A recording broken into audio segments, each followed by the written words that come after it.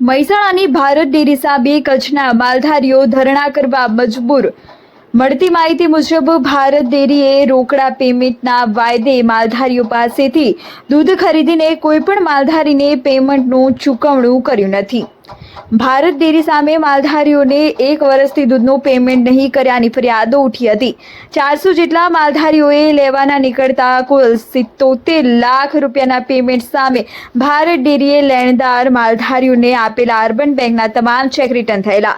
ત્યારબાદ SBI બેંકના આપેલા ચેકો પણ રિટર્ન થતા માલધારીઓમાં રોષ ભભૂકી ઉઠ્યો હતો।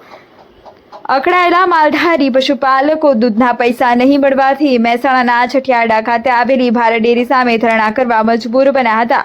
અંતમાં ભારત ડેરીના સંચાલકો સામે છેતરપિંડીની ફરિયાદ કરવા મહેસાણા તાલુકા પોલીસ સ્ટેશને પહોંચ્યા। સાથે સાથે માલધારી અગ્રણીએ ચીમકી પણ આપી હતી કે આગામી 25 માર્ચ સુધીમાં પૂરેપૂરું પેમેન્ટ નહીં ચૂકવાય તો કચ્છના તમામ માલધારી પશુપાલકો ભારત ડેરી સામે ઉપવાસ પર બેસશે। આશિષ પટેલ, મહેસાણા।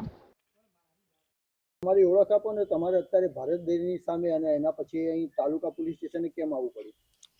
હું PC ગઢવી અને લખપત તાલુકા પંચાયતનો માજી પ્રમુખ અને હું માલધારી છું।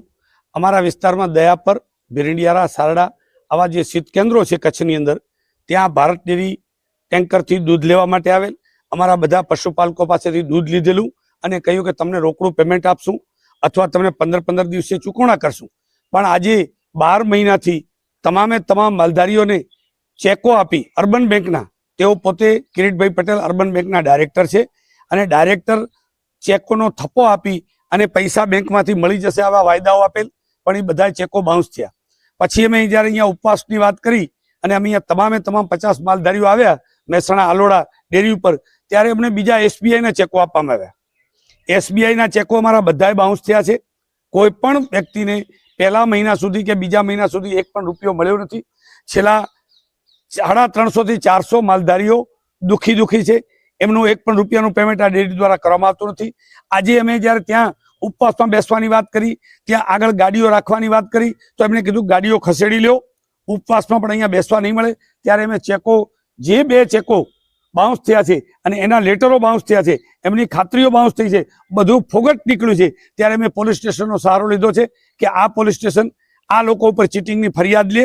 અમારા જે એને બોગસ ચેકો આપ્યા છે એ ચેકો દ્વારા એમના ઉપર કાર્યવાહી કરવામાં આવે આવી વાત લઈને અમે આવ્યા છીએ। અથવા અમને 25 તારીખે, જો અમને 25 તારીખ સુધી આ પૈસા નહીં મળે તો બધા માલધારીઓ ત્યાં ઉપવાસમાં બેસે અને એનું પૂરેપૂરી વ્યવસ્થા જળવાની જવાબદારી તંત્રની રહેશે આવી વાત કરવા માટે આવ્યા છીએ। અમે પશુપાલકોના કેટલા રૂપિયાની મામલો? અમારા 400 જેટલા પશુપાલકોના 77 લાખ રૂપિયા જેટલાનું પેમેન્ટ બાકી છે અને છેલ્લા કેટલાય મહિનાથી આપતા નથી અને અવારનવાર આવા ખોટા ચેકો આપે છે।